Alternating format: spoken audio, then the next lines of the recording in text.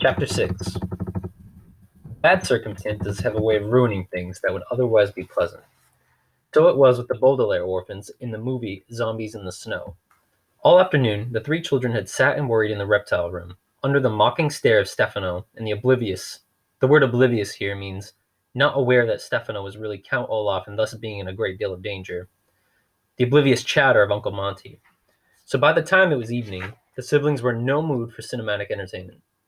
Uncle Monty's jeep was really too small to hold him, Stefano, and the three orphans, so Klaus and Violet shared a seat, and poor Sonny had to sit on Stefano's filthy lap.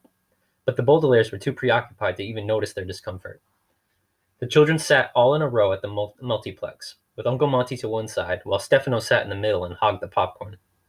But the children were too anxious to eat any snacks, and too busy trying to figure out what Stefano planned to do to enjoy Zombies in the Snow, which was a fine film. When the zombies first rose out of the snowbanks surrounding the tiny alpine fishing village, Violet tried to imagine a way in which Stefano could get aboard the Prospero without a ticket and accompany them to Peru. When the town fathers constructed a barrier of sturdy oaks, only to have the zombies chomp their way through it, Klaus was concerned with exactly what Stefano had meant when he spoke about accidents.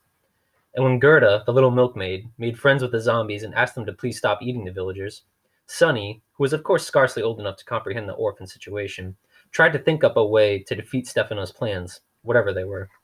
In the final scene of the movie, the zombies and villagers celebrated May Day together, but the three Baudelaire orphans were too nervous and afraid to enjoy themselves one bit. On the way home, Uncle Monty tried to talk to the silent, worried children sitting in the back, but they hardly said a word in reply, and eventually he fell silent. When the jeep pulled up to the snake-shaped hedges, the Baudelaire children dashed out and ran to the front door without even saying goodnight to their puzzled guardian. With heavy hearts, they climbed the stairs to their bedrooms, but when they reached their doors, they could not bear to part. Could we all spend the night in the same room? Klaus asked Violet timidly. Last night I felt as if I were in a jail cell, worrying all by myself. Me too, Violet admitted. Since we're not going to sleep, we might as well not sleep in the same place. Tico, Sonny agreed, and followed her siblings into Violet's room. Violet looked around the bedroom and remembered how excited she had been to move into it just a short while ago. Now, the enormous window with the view of the snake-shaped hedges seemed depressing rather than inspiring, and the blank pages tacked to her wall, rather than being convenient, seemed only to remind her of how anxious she was. I see you haven't worked much on your inventions, Klaus said gently. I haven't been reading at all. When Count Olaf is around, it sure puts a damper on the imagination. Not always, Violet pointed out. When we lived with him, you read all about nuptial law to find out about his plan, and I invented a grappling hook to put a stop to it. In this situation, though, Klaus said glumly, we don't even know what Count Olaf is up to. How can we formulate a plan if we don't know his plan?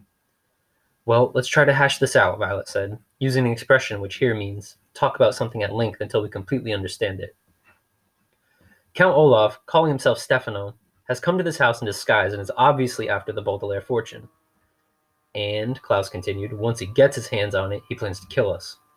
Tadu, Sonny murmured solemnly, which probably meant something along the lines of, it's a loathsome situation in which we find ourselves. However, Violet said, if he harms us, there's no way he can get our fortune. That's why he tried to marry me last time. Thank God that didn't work, Klaus said, shivering. Then Count Olaf would be my brother-in-law. But this time he's not planning to marry you. He said something about an accident. And about heading to a location where crimes are more difficult to trace, Violet said, remembering his words. That must mean Peru, but Stefano isn't going to Peru. Uncle Monty tore up his ticket.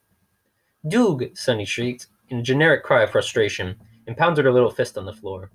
The word generic here means when one is unable to think of anything else to say.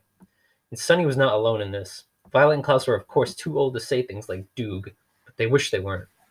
They wished they could figure out Count Olaf's plan. They wished their situation didn't seem as mysterious and hopeless as it did, and they wished they were young enough to simply shriek Doog and pound their fists on the floor.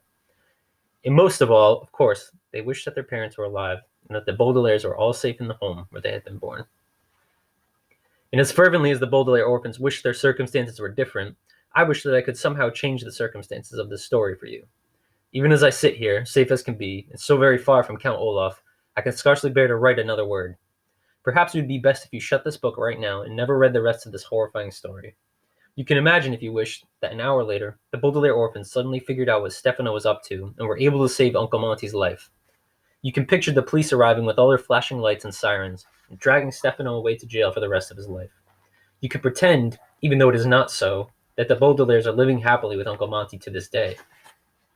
Or best of all, you can conjure up the illusion that the Baudelaire parents have not been killed, and that terrible fire and Count Olaf and Uncle Monty and all the other unfortunate events are nothing more than a dream, a figment of the imagination.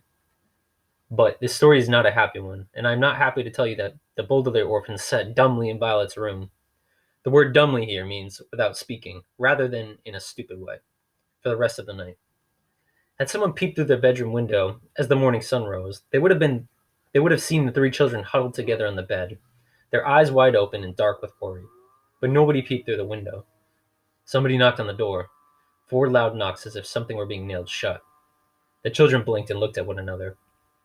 "Who is it?" Klaus called out, his voice crackly from being silent so long. Instead of an answer, whoever it was simply turned the knob, and the door swung slowly open. There stood Stefano, with his clothes all rumpled, and his eyes shining brighter than they had ever before. "Good morning," he said. "It's time to leave for Peru. There's just room for 3 orphans and myself in the Jeep, so get a move on." "We told you yesterday that we're not going," Violet said. "That you aren't going," Violet said. She hoped her voice sounded braver than she felt. "It is your Uncle Monty who isn't going," Stefano said, and he raised the part of his forehead where his eyebrow should have been. "Don't be ridiculous," Klaus said. "Uncle Monty wouldn't miss the expedition for the world." "Oh, really? Ask him," Stefano said, and the Baudelaire saw a familiar expression on his face. His mouth scarcely moved, but his eyes were shining as if he had just told a joke. "Why don't you ask him? He's down in the reptile room." "We will ask him," Violet said. "Uncle Monty has no intention of letting you take us to Peru alone." She rose from the bed, took the hands off of her siblings, and walked quickly past Stefano, who was smirking in the doorway. "We will ask him," Violet said again, and Stefano gave a little bow as the children walked out of the room. The hallway was strangely quiet, and blank as the eyes of a skull. "Uncle Monty?" Violet called, at the end of the hallway. Nobody answered. Aside from a few creaks on the steps, the whole house was eerily quiet, as if it had been deserted for many years. "Uncle Monty," Klaus called, at the bottom of the stairs. They heard nothing. Standing on tiptoe, Violet opened the enormous door of the reptile room, and for a moment the orphans stared into the room as if hypnotized, entranced by the odd blue light which the sunrise made as it shone through the glass ceilings and walls. In the dim glow, they could only see silhouettes of the various reptiles, as they moved around in their cages, or slept, curled into shapeless dark masses. Their footsteps echoing off the glimmering walls, the 3 siblings walked through the reptile room, toward the far end, where Uncle Monty's library lay waiting for them. Even though the dark room felt mysterious and strange, it was a comforting mystery, and a safe strangeness. They remembered Uncle Monty's promise, that if they took time to learn the facts, no harm would come to them here in the reptile room. However, you and I remember that Uncle Monty's promise was laden with dramatic irony, and now, here in the early morning gloom of the reptile room, that irony was going to come to fruition, a phrase which here means the Baudelaires were finally to learn of it. For just as they reached the books, the 3 siblings could see a large, shadowy mass huddled in the far corner. Nervously, Klaus switched on one of the reading lamps to get a better look. The shadowy mass was Uncle Monty. His mouth was slightly agape, as if he were surprised, and his eyes were wide open, but he didn't appear to see them.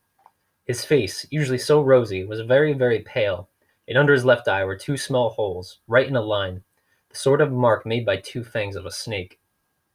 "Devo soon?" Sonny asked, and tugged at his pants leg.